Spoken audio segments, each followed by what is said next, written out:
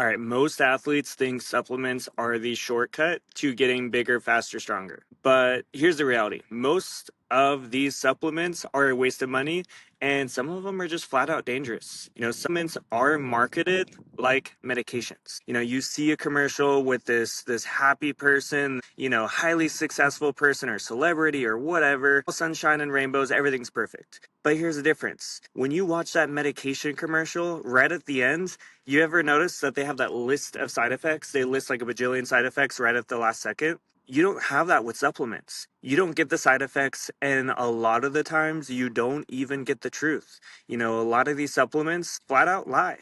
They'll tell you it does a certain thing when it really doesn't. It'll tell you it has these things when it really doesn't, or maybe it has some other ingredients on there. And so if you're serious about performance, you need to know what not to take before you waste another dollar. Or worse, risk your eligibility.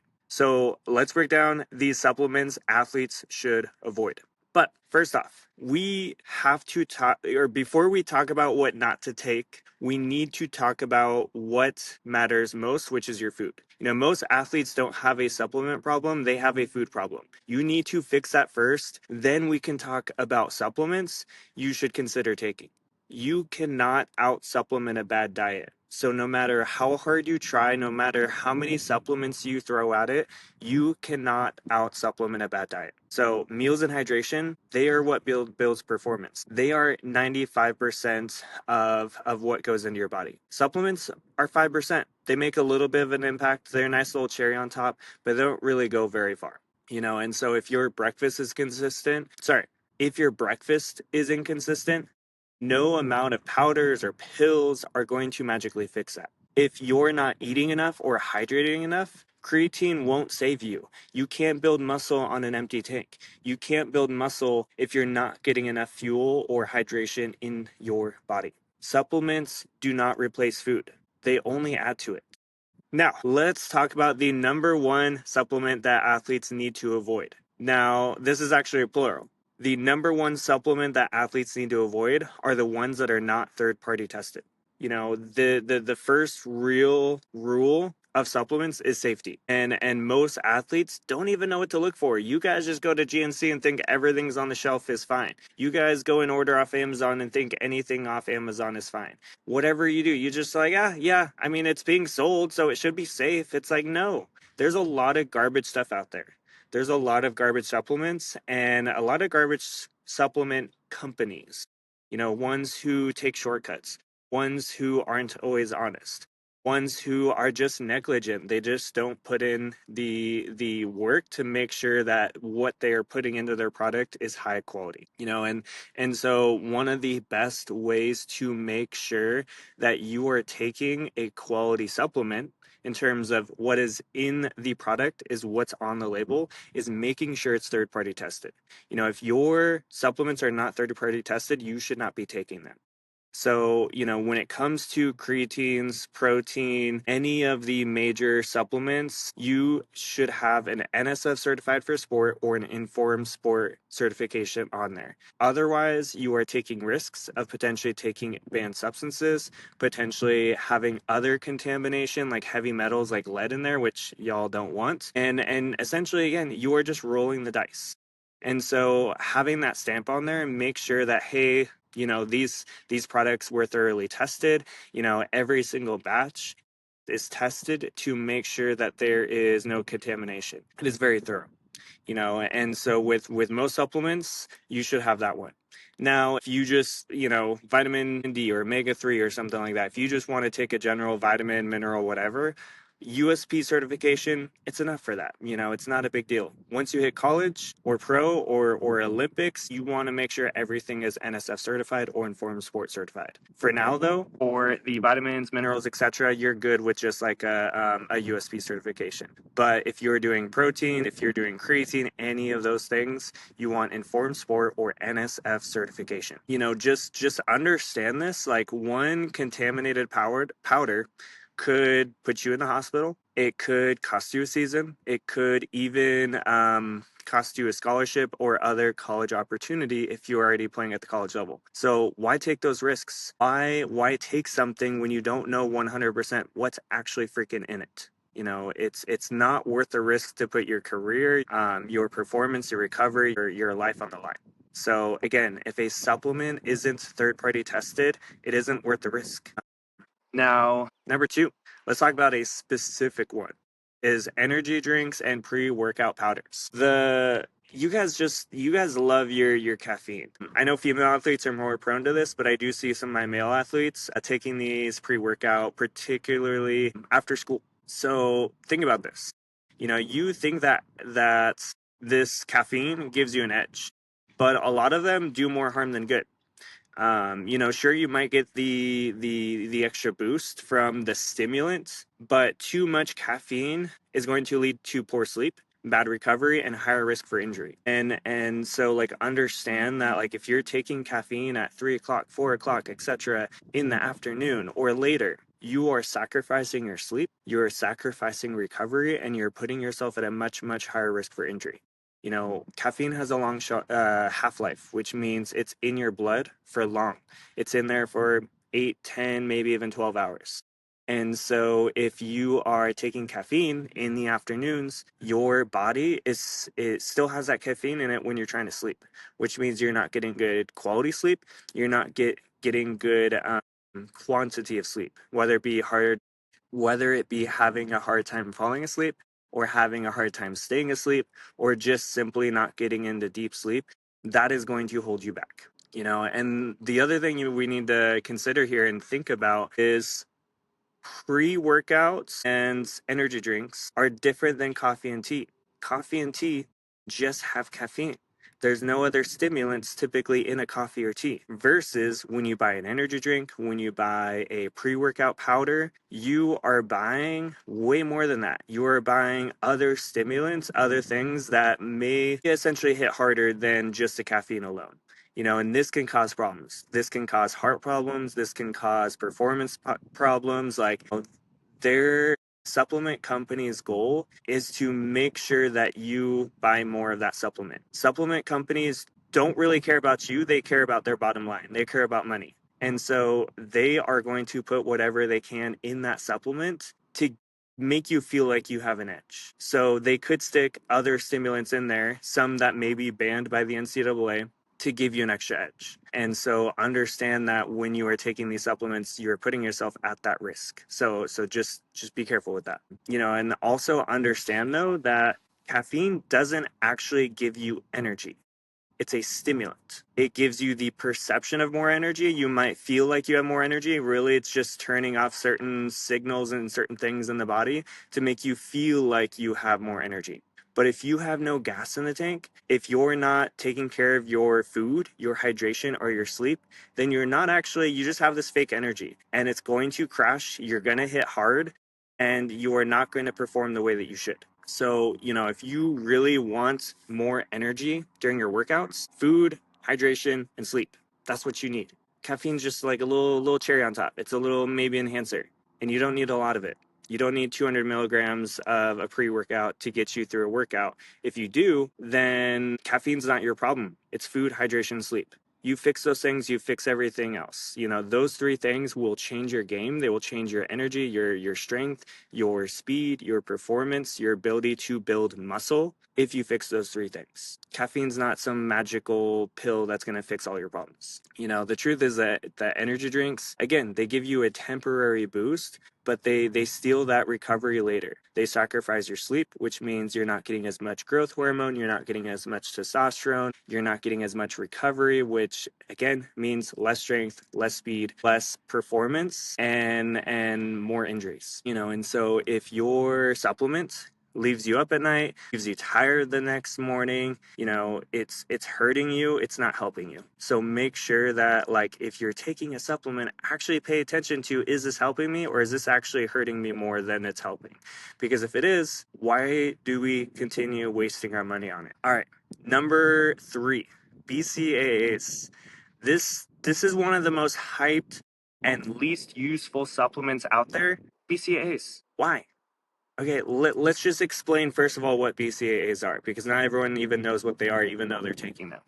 BCAAs are three of the nine essential amino acids we need for food, and so they help with muscle building. They help with preventing muscle breakdown. They help with performance. Sure, we do need those three of the nine essential amino acids, but we get those from food. We get those from eating chicken, steak, Greek yogurt, eggs. We get all of those amino acids from food. So what's the point of taking BCAAs? Why do we need to take extra of those only three of the nine essential amino acids when really we just need to eat freaking protein? BCAAs are marketed as muscle builders, but they don't add anything if you're already eating enough protein. See, if you are eating enough protein, you are already getting enough BCAAs. None of the research has shown that taking extra BCAAs do anything for you. So if you are taking, plenty of protein in the day and then you throw BCAAs on top of that, the research shows it doesn't do anything. So just freaking eat protein, okay? That's what we need. Eat more protein. You're basically just paying for a flavored powder. And so if you're spending money here, you're actually you're wasting money. Flat out, you're wasting money. You're better off investing in actual meals or just quality protein. It could be from food, maybe a little bit of supplementation from protein. But BCAAs alone don't build muscle. Real meals do. All right, number 4. The fourth supplement or supplements you should be avoiding is supplements with proprietary blends. When you look at that label, when you look at a supplement facts label, another red flag is if you see the words proprietary blend. It's a fancy way of saying we're not telling you what's inside. The thing with proprietary blends is they're trying to protect their formula. They don't want some other company taking what they've calculated to be the right amount, or they don't want the consumer, you guys, to know that they are underdosing or overdosing it. And either way, like you're in the dark. They don't want somebody to know, whether it be you guys or whether it be the other competitors. And so if you're taking a proprietary blend to get your creatine, let's just use this example. So you take a supplement that has proprietary blend on there, and one of the reasons you're taking that is for the creatine. If the recommended dose for creatine in the day is 3 to 5 milligrams, typically more closer to the 5, and that proprietary blend has 7 ingredients and is only 5 grams, how are you getting enough creatine in the day? A lot of these supplements are underdosed. And so understand that if you're taking a supplement for a specific reason, you want to take it for the creatine, or you want to take it for some specific vitamin, mineral, whatever it might be. But then that proprietary blend doesn't even, it's like so close to the amount of that other ingredient that you need. Like, it doesn't make sense.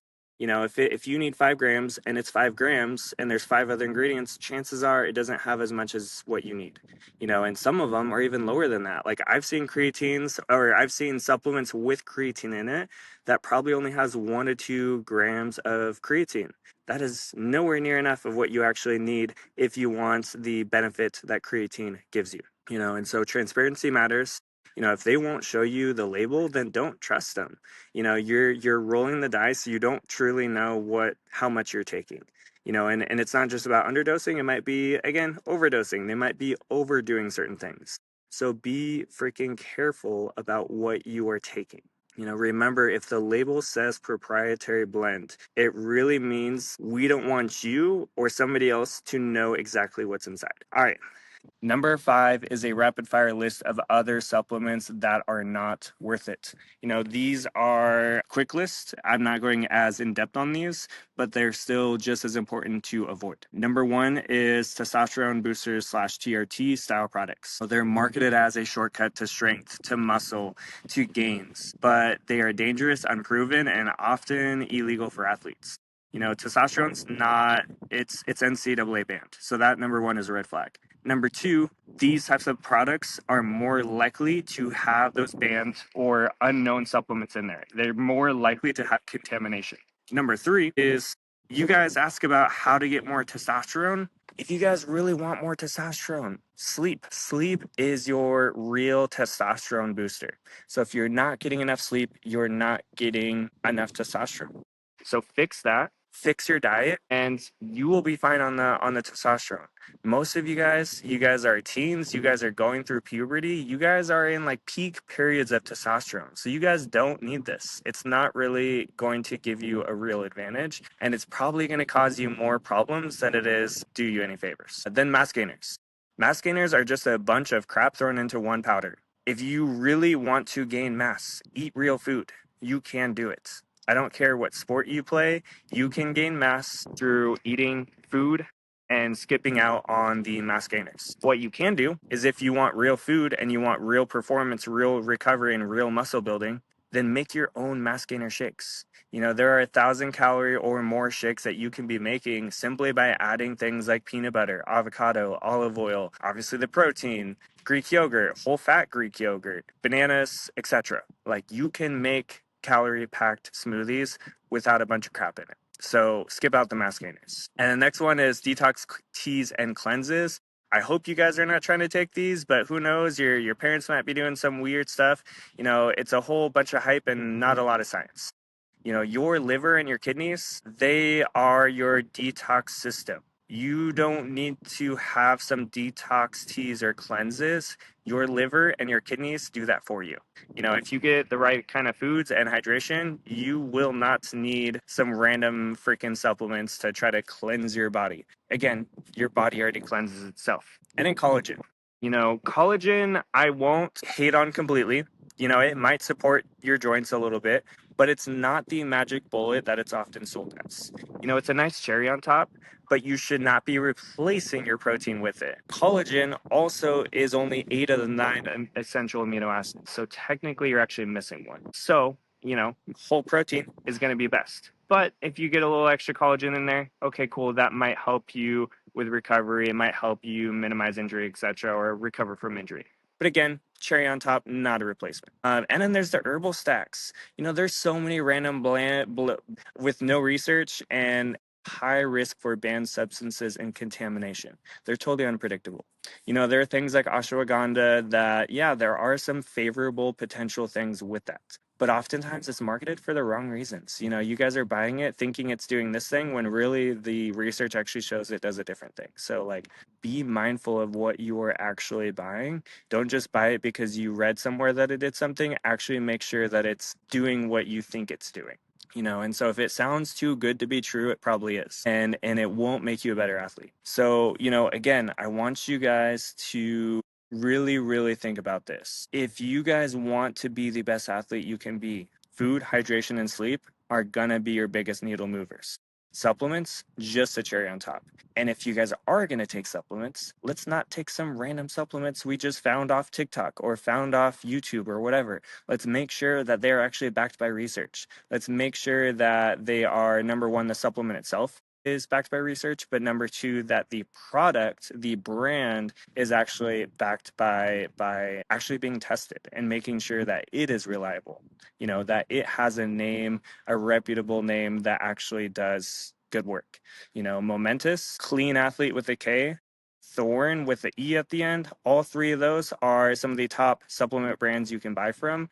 A Momentous used by 31 of 32 NFL teams and many college teams. You know, Clean Athlete also used by multiple college teams. Thorne is the MLS like supplement brand. So there are so many quality brands out there. Stop just buying whatever you find off GNC. I want to give you guys an actionable takeaway. I always want to make sure that when you guys hear me talk, when you guys hear me talk, I always want to make sure you guys have something you can walk away and implement. So here's how you can apply this without overthinking it.